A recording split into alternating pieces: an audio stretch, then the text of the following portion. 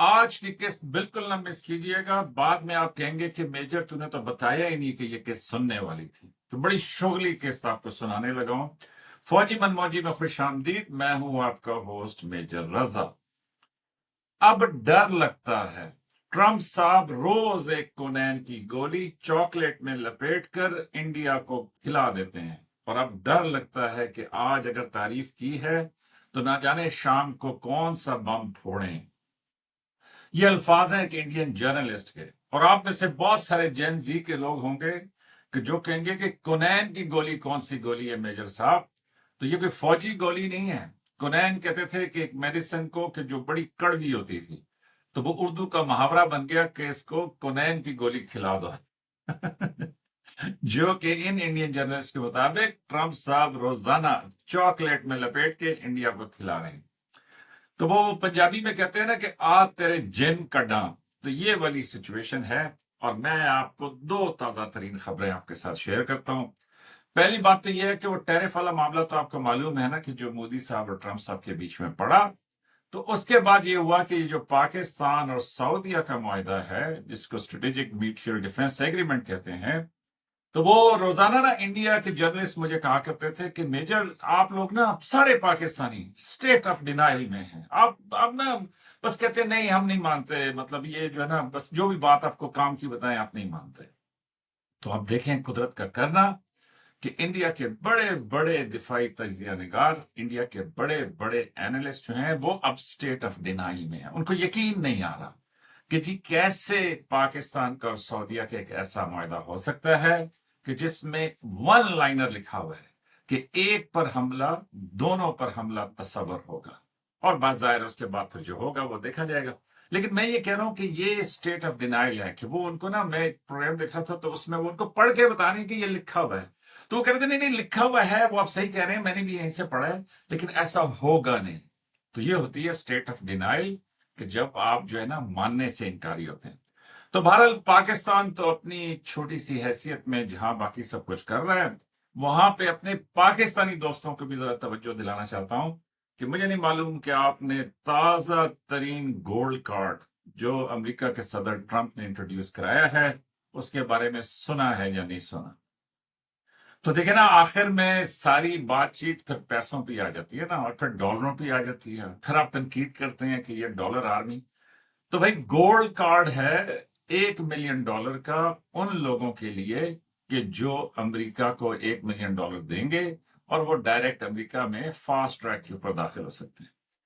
और corporate gold card है $2 million का। और अगर कोई बिजनेस है, जो कोई भी बिजनेस हो, चाहे वो एप्पल हो, गूगल हो, amazon हो, कोई डिफेंस इंडस्ट्री, लॉकहीड मार्टिन, मतलब जो भी हो, तो वो रेथियन हो, वो $2 मिलियन देके अपने एम्प्लॉय को स्पॉन्सर कर सकता है।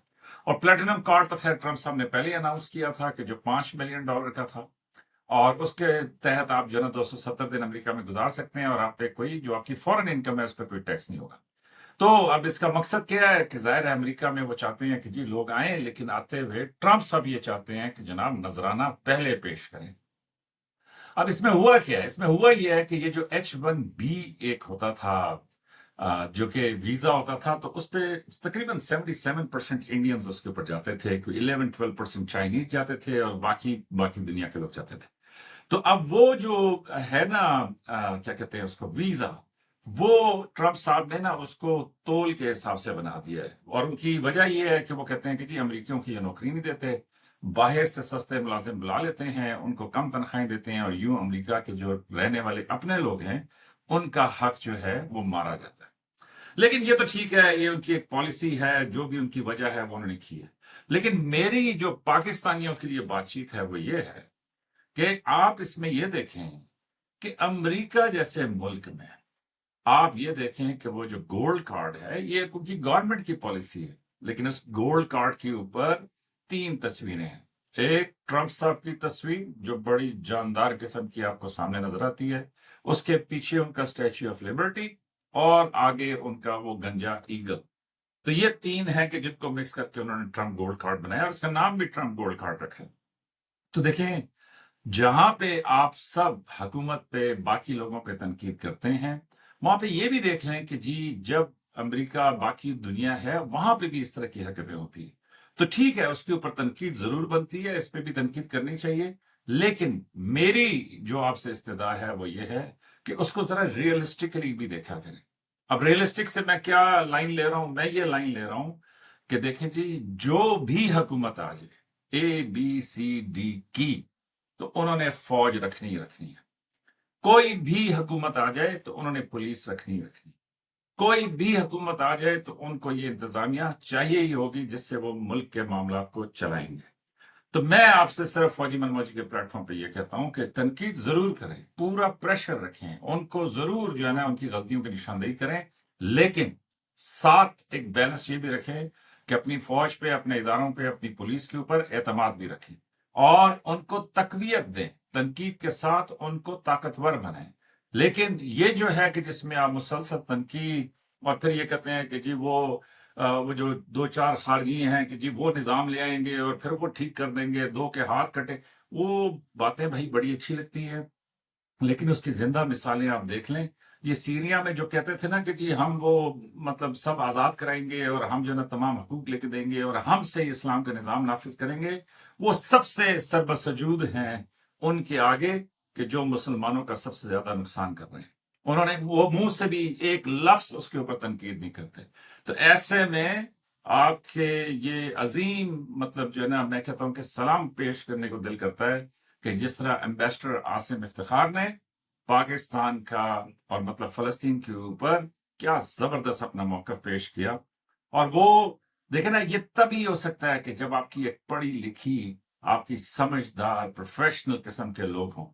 اور یہ سعودیہ پاکستان کا جو معاہدہ ہے، کیا یہ ریفلیکشن نہیں ہے کہ جی پاکستان جو ہے اس کی آرم فورسز جو ہیں انہوں نے، اور یہ یس آف کورس، میں تو کسی کومنٹیٹر نے ابھی تک یہ نہیں کہا یا میں بھی کہا میں نے نہیں سنا، لیکن میرے خیال میں کہ سعودیہ پاکستان کے دفاعی معاہدے میں جہاں باقی سب کا کردار ہوگا، وہاں پہ یہ آپریشن سندور والوں کا بھی بہت بہت شکریہ.